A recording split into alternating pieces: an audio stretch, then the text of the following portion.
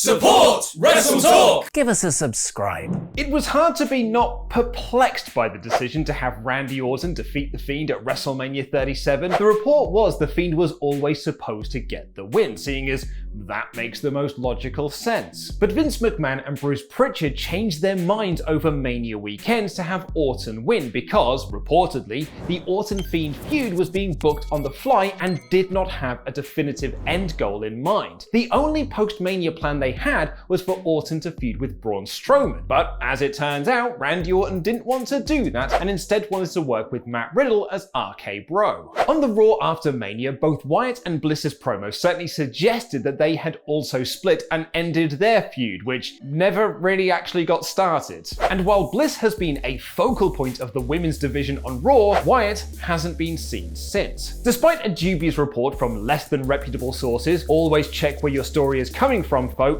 the far more reliable Sean Ross Sapp over at Fightful Select has posted an update on Bray Wyatt, noting that it's not Bray that is keeping Bray from being on Raw. We had multiple talent on the WWE roster saying they've seen him a handful of times and he seemed fine and not injured, and was backstage at more than one episode of WWE Raw since WrestleMania, though hasn't been in the last couple of weeks. Talent that we spoke with and the staff that worked closely with him recently believed that Wyatt wants to be on TV, and also had not heard of a specific reason Wyatt was off television. It's no secret that Bray Wyatt is one of the most creative minds in WWE right now. However, his Fiend character has received a mixed reception since his debut in 2019. Some, like myself, appreciate the stunning visuals and complexity of the character, while others, also like myself, have chastised the poor match quality and the exceedingly cartoonish style, not to mention the lame spooky magic nonsense. We move on to very sad news as PW Insider reported on Friday night that ECW legend New Jack, real name Jerome Young, passed away at the age of 58 after suffering a heart attack. New Jack was one of wrestling's most unique and controversial wrestlers, gaining notoriety in the late 90s for his time in Extreme Championship Wrestling, whether it be for the infamous Mass Transit or Vic Grimes incidents, or his affinity for jumping off balconies and wrestling to the sounds of Natural Born Killers. There was always a story to tell when New Jack hit the ring. New Jack's career was covered in the second season of Vice's Dark Side of the Ring, where they focused mostly on his controversial moments. And many wrestlers have shared their memories of him on Twitter, including those he shared an ECW locker room with, like the Blue Meanie, Steve Corino, Mick Foley, Tommy Dreamer, and Taz. From all of us here at WrestleTalk, we extend our deepest condolences to the family, friends, and fans of New Jack Jerome Young.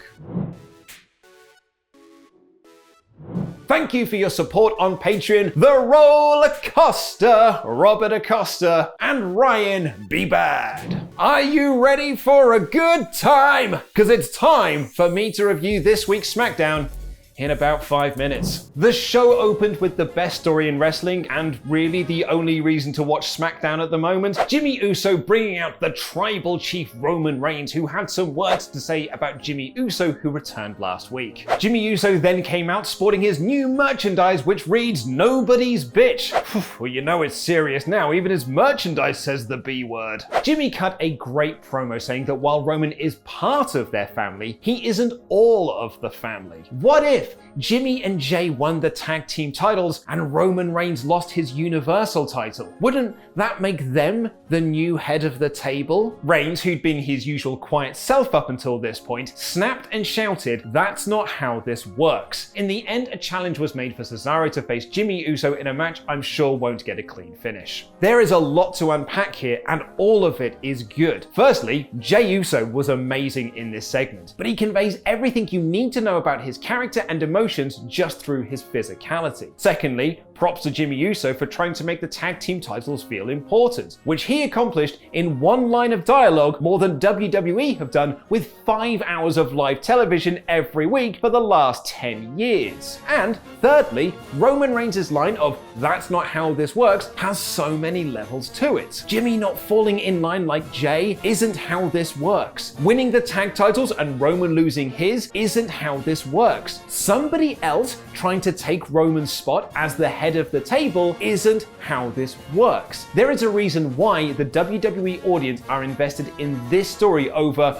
pretty much everything else the company is doing right now. It all matters. Every character matters, what they say matters, what they do in the ring matters. Reigns vs Cesaro is probably the only match this Sunday I'm actually invested in because the outcome of it matters. And credit to WWE for making the title change of Tamina and Natalya winning the Women's Tag Team Championships feel like it matters too. It doesn't to me, I'm afraid, as this company has buried these titles so far beneath the earth that I was pitching for Alexa Bliss and a voodoo doll to win them. But the reaction by the commentators when Tamina pins Nia Jax and their emotional promo afterwards was very sweet. Pat McAfee even said that this win would be documented on the WWE Network in 30 years' time. I don't think it will be, but I really appreciate the effort made. Look, I get that some people are ironically into this Tamina run, but yeah, I mean, look, I just hope that we get something good from these belts now. Apollo Crews attempted to give General Aziz a Nigerian Medal of Honor, but was interrupted by Big E, Sami Zayn, and Kevin Owens, who then all brawled, with Big E and Crews staring each other down to set up their 10th match this year, and this year is only 19 weeks old.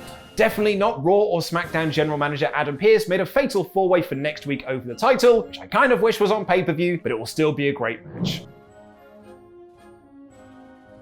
Rey Mysterio then took on Dolph Ziggler. Hey guys, I thought Throwback SmackDown was last week. Feel like I'm watching 2010 over here. It was a good back and forth match with Rey getting the surprise roll-up win. Bianca Belair and Bayley had a couple of dueling promos to hype their match this Sunday, which wasn't good at first, but did become kinda good by the end. Belair made Bayley "Get serious, son," when she said that she was only mad because she was embarrassed by the Bellas at WrestleMania, while Belair was winning the title, and Bayley had this killer line to end it all off, noting that Bianca wears sparkly colors and has a ponytail. It's like looking into a mirror of her past self. Good stuff. This mostly was. King Corbin beat Shinsuke Nakamura. I should be more mad about that, but here we are. And the word king was said 700 times in a 5-minute space. Nakamura attacked Corbin after the match, making him look like a sore loser, and then stole his crown to proclaim himself king. Either we're getting another match between these two over who gets to call themselves king, or we're going to get a return of the King of the Ring. Author, dreamweaver, visionary, plus wrestler Aleister Black did his best Garth Marenghi impression and read from his book again. Blood? Blood. Crimson, copper-smelling blood. His blood. Blood.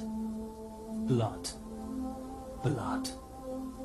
And bits of sick. I know we're all hoping for a big push here, but I've seen Aleister Black cut promos like this before and it went nowhere. With that said, WrestleVotes are reporting that he is set for a push and could even move over to Raw as they've lost two of their top single stars in Orton and AJ Styles to the tag team division. And the main event saw Jimmy Uso have his first match back in 14 months, end in a DQ. Ugh. Normally you'd think this was a bit lame, as is what WWE do all the time, but this was a DQ that actually made sense. Roman set this match up by wondering if Jimmy could beat Cesaro, as Jimmy didn't think Reigns could. So Roman caused the DQ here because, as he put it, nobody cares if Jimmy can beat Cesaro. It only matters that Roman can. Cesaro then laid out everyone, giving Jay 2 neutralizers. So that was this week's SmackDown in about 5 minutes. Let me know what you thought of the show in the comments down below. Yep, another very solid edition of SmackDown with a simple and effective undercard and a brilliant main event story carrying the whole show. This week's SmackDown is 4 out of 5. Russell, it's your position then that wrestling is not fixed? No, they're great athletes with a great sport. A headbutt by the Hitman and Nakamura. Pinfalls don't count. This is how wrestling is fake. Explained.